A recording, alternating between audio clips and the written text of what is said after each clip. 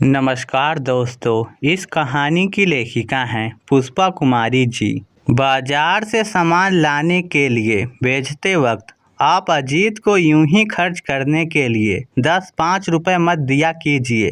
घर के बरामदे में सिलाई मशीन रखकर टेलरिंग का काम करने वाली सरोज कपड़ों की सिलाई करते वक्त आज अचानक अपने पति जगत से शिकायत कर बैठी।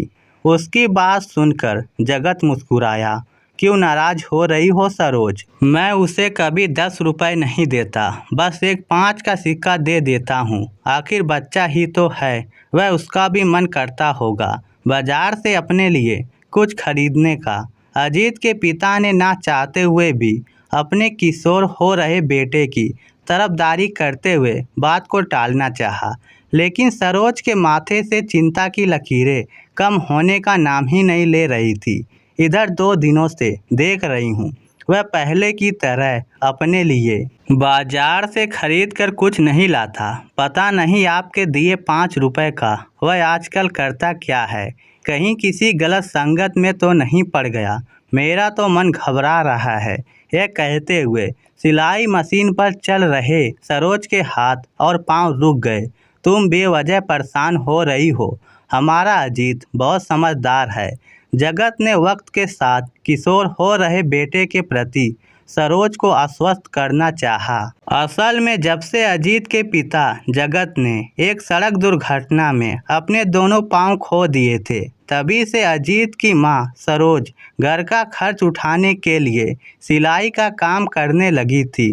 जगत भी अपनी पत्नी सरोज के सिलाई के काम में हाथ बटाया करता था, लेकिन सिलाई के काम से मिले रुपयों से उनके घर का खर्च मुश्किल से ही चल पाता था। सरोज की बस एक ही इच्छा थी कि अजीत पढ़ लिख कर एक काबिल इंसान बन जाए, लेकिन उनकी सीमित आय की वजह से घर में हर वक्त किसी न किसी चीज़ की किल्लत बनी रहती थी। भीतर के कमरे में अजीत पढ़ाई कर रहा था और बाहर बरामदे में सिलाई का काम कर रही सरोज चिंता में डूबी थी।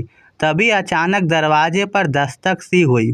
सरोज ने आगे बढ़कर दरवाज़ा खोला तो सामने एक अजनबी खड़ा था। जी कहिए। सामने खड़े उस अजनबी की शानदार वेशभूषा देखकर सरोज हैरान हुई। अजीत यहीं रहता है, उसे कोई गलती हो गई क्या साहब? एक अजनबी के मुंह से अपने बेटे का नाम सुनकर सरोज अचानक घबरा गई। उधर थोड़ी देर पहले दरवाजे पर हुई दस्तक सुनकर भीतर के कमरे से निकलकर अजीत भी बरामदे में आ पहुंचा। अजीत को देखते ही वह अजनबी मुस्कुराया। मुझे पहचाना नहीं तो कौन हैं आप?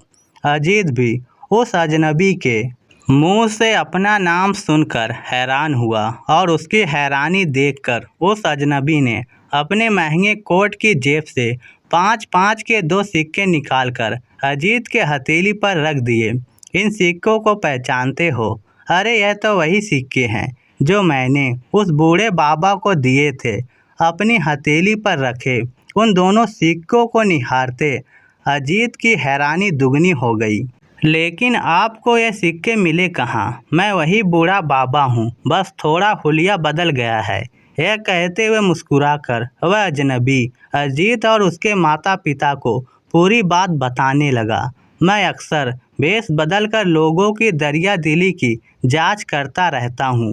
मुझे यह बताते हुए बहुत गर्व महसूस हो रहा है कि आप दोनों ने अपने बेटे को बहुत अच्छे संस्कार दिए हैं।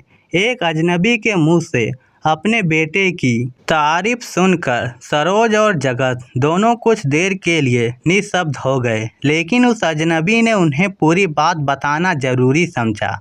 असल में मैं 2 दिनों से सड़क किनारे मैले कुचड़े कपड़ों में भूखे भिखारी का भेष बनाए बैठा रहा, लेकिन इस दौरान मुझे खाने के लिए कुछ देना तो दूर, किसी ने मेरे करीब आना भी जरूरी नहीं समझा।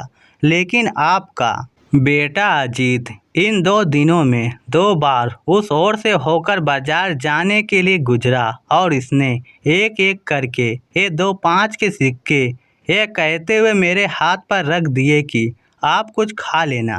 थोड़ी देर पहले अजीत के बदले व्यवहार को समझने की कोशिश करती सरोज परेशान हो रही थी, लेकिन पूरी बात जानने के बाद उसने आगे बढ़कर अजीत को गले लगा लिया। उस अजनबी ने हाथ जोड़कर अपनी एक विनती उनके सामने रखी। सैकड़ों की भीड़ में अजीत ने एक ज़रूरतमंद की मदद की, इसीलिए मैं भी उसकी कुछ मदद करना चाहता हूँ। कैसी मदद?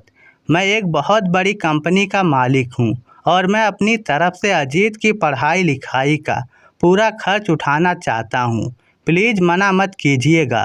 यह कहते हुए उस अजनबी ने आगे बढ़कर अजीत के माथे पर अपना हाथ रख दिया।